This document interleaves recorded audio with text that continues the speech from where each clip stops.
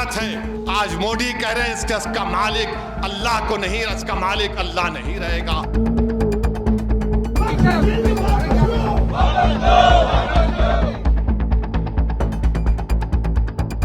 कल ही वक्फ कानून पर सुप्रीम कोर्ट का फैसला आया और सुप्रीम कोर्ट ने जो आदेश दिया और इंडी गठबंधन जश्न मनाने लगा कि नरेंद्र मोदी की हार हो गई।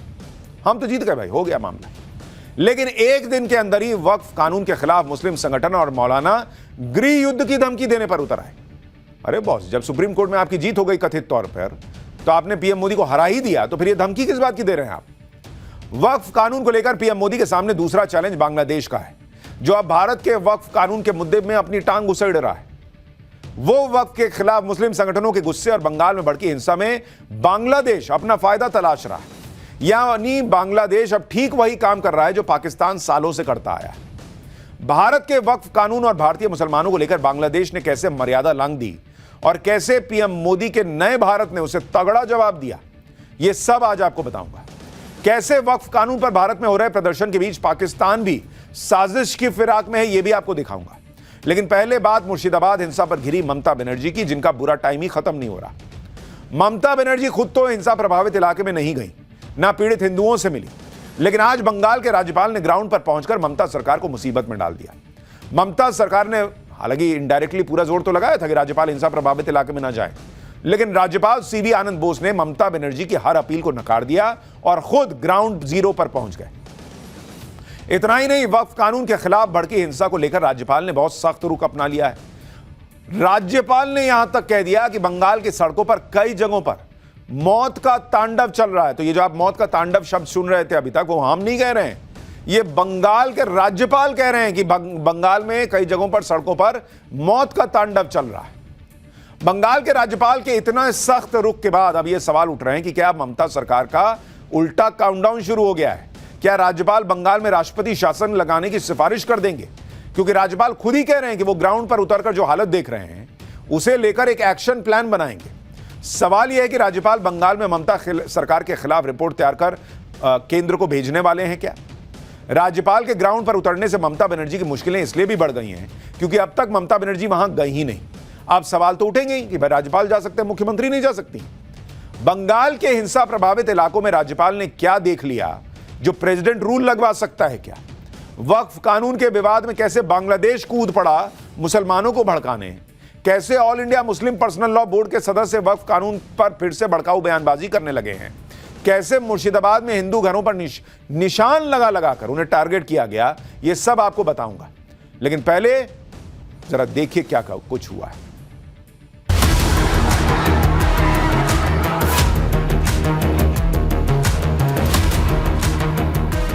You know, the dance of death on the streets of Bengal in many places. निशानी बनाकर चिन्हित करने की कोशिश की गई थी कि यहाँ पे अटैक करना है। बोलता है कि तुम लोग को खत्म कर देंगे, साफ कर देंगे, हिंदू का निशाना नहीं रखेंगे। तेरे बाप का है कि लागू होगा, अब करूंगा, तू होता क्यों ना बे? हुकूमत को चेतावनी देना चाहता हूँ कि अपनी लक्ष्मण रेखा से बाहर ना जाए। जो हिंदुओं के ऊपर अटैक हुआ था प्री प्लान था। बंगाल में वक्फ कानून के नाम पर जिस तरह की हिंसा हुई, हिंदुओं पर हमले किए गए, हिंदुओं के घरों को जला दिया गया, वो सामान्य बात नहीं है बॉस। वक्फ संशोधन कानून के विरोध में लगातार भड़काऊ बयान दिए जा रहे हैं।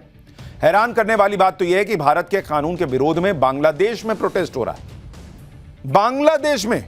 और यही पीएम मोदी के लिए बड़ी चुनौती भी है।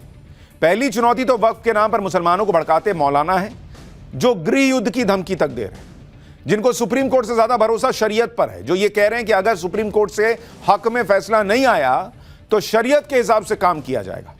दूसरी तरफ बांग्लादेश है, जो भारत के मुसलमानों के कंधे पर बंदूक रखकर सरकार पर निशाना साध रहा है और पाकिस्तान की भाषा बोलने लगा है।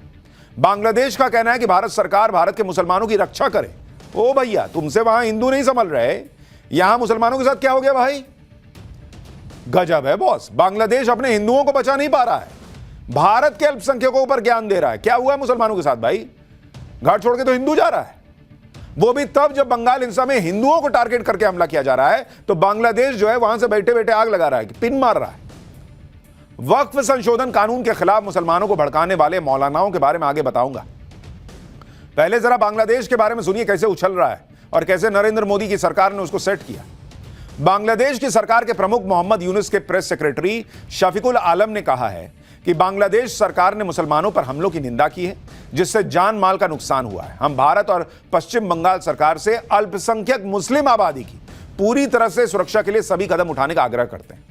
इसी के साथ पश्चिम बंगाल के मुर्शिदाबाद में हुई हिंसा में बांग्लादेश की भूमिका होने से उन्होंने इनकार किया। यानी आप देखिए कि बांग्लादेश जो इत्तू सा देश है, आज की डेट में आजाद है तो भारत की वजह से है, वो अपने घर में अल्पसंख्यक हिंदुओं के खिलाफ हिंसा रोक नहीं पा रहा। जो कट्टरपंथियों की गिरफ्त में खुद है, वो भारत को ज्ञान दे रहा है कि यहां अल्पसंख्यकों को, मुसलमानों को बचाइए। किससे बचाएं भाई? आरोप तो खुद मुर्शिदाबाद में लग रहा है जिन पर, उनको कह रहा है कि बचाइए, और जो वहां से बच के भागे उनके लिए कुछ नहीं कह रहा। ना उसको अपने यहां के हिंदुओं की चिंता है, ना यहां के हिंदुओं की चिंता है, बस मुसलमानों को भड़का रहा है। यहां के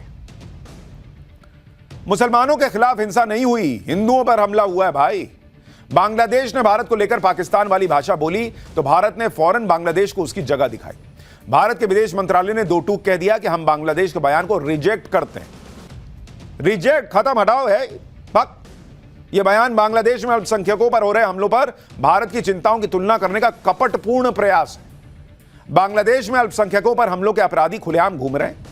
इस तरह के अनुचित बयानबाजी करने के बजाय बांग्लादेश को अपने अल्पसंख्यकों की सुरक्षा पर ध्यान देना चाहिए।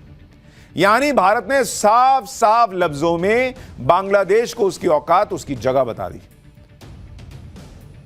कि देखो, पहले अपने घर में देखो, इधर मत आओ, हमारे यहां घुसने की जरूरत नहीं, अपना घर संभालो। जहां हिंदुओं का जीना कट्टरपंथियों ने दूभर कर रखा है, बंगाल में जो हो रहा है उस पर बेवजह की बयानबाजी ना करो। बांग्लादेश को तो भारत ने तगड़ा जवाब दे दिया, लेकिन एक चुनौती उन मौलानाओं की भी है जो मुसलमानों को वक्फ संशोधन कानून के खिलाफ लगातार भड़का रहे हैं। ये वो मौलाना है जिनकी बातों को मुस्लिम समाज के लोग मानते हैं। इन मौलानाओं का काम तो यह होना चाहिए था कि वो शांति के साथ प्रोटेस्ट की बात करें। जब मामला सुप्रीम कोर्ट में है ही तो भड़काऊ बयान देने का क्या मतलब? क्या इन मौलानाओं को देश की सुप्रीम कोर्ट पर भरोसा नहीं है? और अगर सुप्रीम कोर्ट से विपरीत फैसला आ जाएगा तो क्या हिंसा कर दीजिएगा? क्यों ये मौलाना कह रहे हैं कि देश में गृह युद्ध के आसार दिख रहे हैं, सरकार को लक्ष्मण रेखा पार नहीं करनी चाहिए, नहीं तो देश को बहुत ज्यादा नुकसान हो जाएगा? धमकी देना नहीं है सब। इस तरह की बातें करना विरोध की नहीं बल्कि धमकी की भाषा होती है। सुनिए इंडियन यूनियन मुस्लिम लीग के मौलाना कौसर हयात को, वो भाई साहब किस अंदाज में सरकार को धमकी दे रहे हैं, सुनिए, आप देखिए, खुद देखिए। मैं समझता हूं कि भाजपा सरकार, मौजूदा भाजपा सरकार देश को लाकानूनियत की तरफ, अराजकता की तरफ धकेल रही है।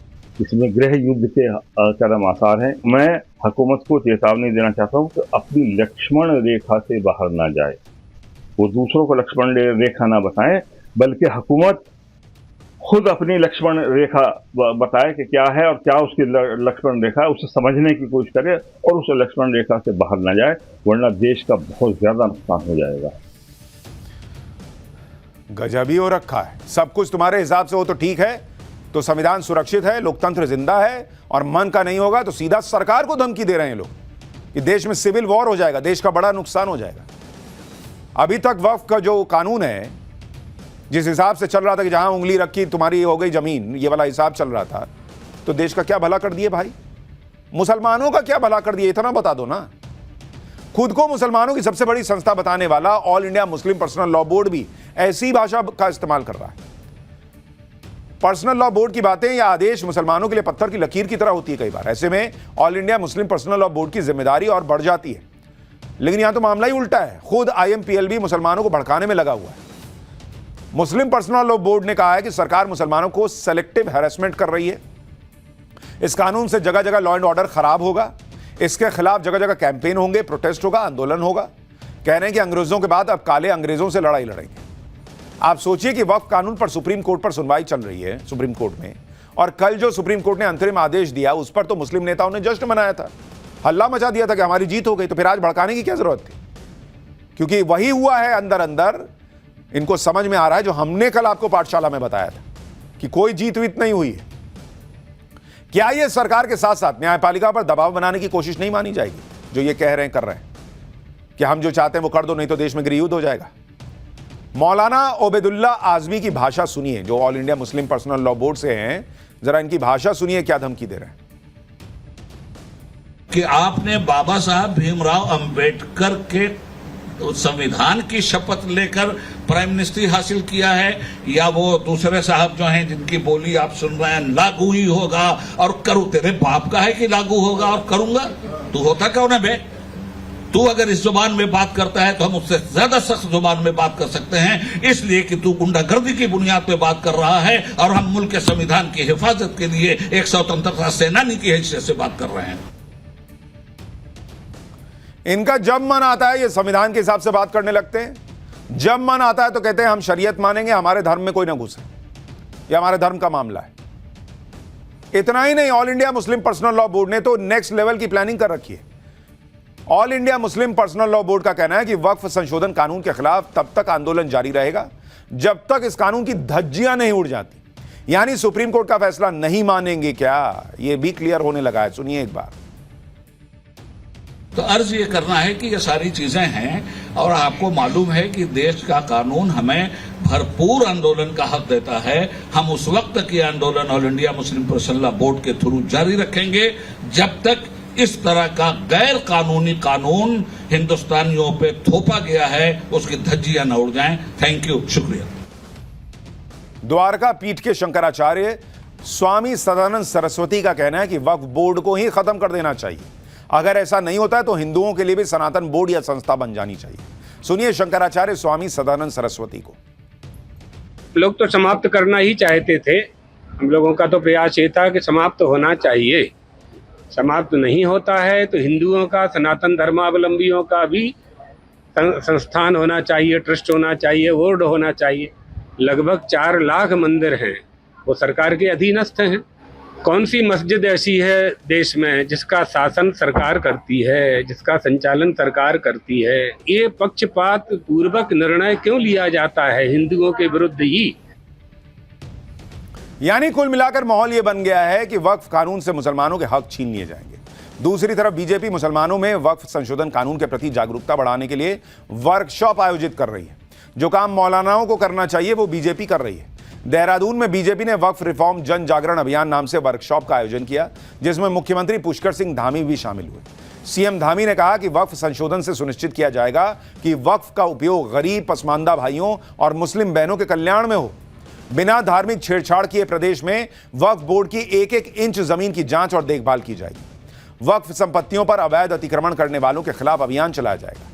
यही बात संसद में गृह मंत्री ने भी कही थी, यही बात उत्तराखंड के मुख्यमंत्री भी कह रहे हैं। लेकिन मौलानाओं और all India Muslim personal law board को तो अपना भड़काऊ नैरेटिव सेट करना है। इनको ना सरकार पर भरोसा है ना सुप्रीम कोर्ट पर भरोसा है, क्योंकि अगर भरोसा होता तो इस तरह के भड़काऊ बयान नहीं दिए जा रहे होते। इधर वक्फ बिल पर मुस्लिम संगठन और मौलाना धमकियां दे रहे हैं। बांग्लादेश अपनी टांग घुसाने का प्रयास कर रहा है। उधर बांग्लादेश बॉर्डर से जुड़े मुर्शिदाबाद में वक्फ को लेकर जो हिंसा हुई उस पर आज ममता बनर्जी बुरी तरह घिर गई, क्योंकि आज ही ग्राउंड जीरो पर एक साथ राज्यपाल भी पहुंच गए और महिला आयोग की टीम भी पहुंच गई और मानवाधिकार आयोग की टीम भी पहुंच गई। महिला आयोग की टीम ने पीड़ित महिलाओं से मुलाकात की, उनकी परेशानियों को सुना, उन्हें सुरक्षा का भरोसा दिया। महिला आयोग अब इस बातचीत के आधार पर अपनी रिपोर्ट बनाएगी।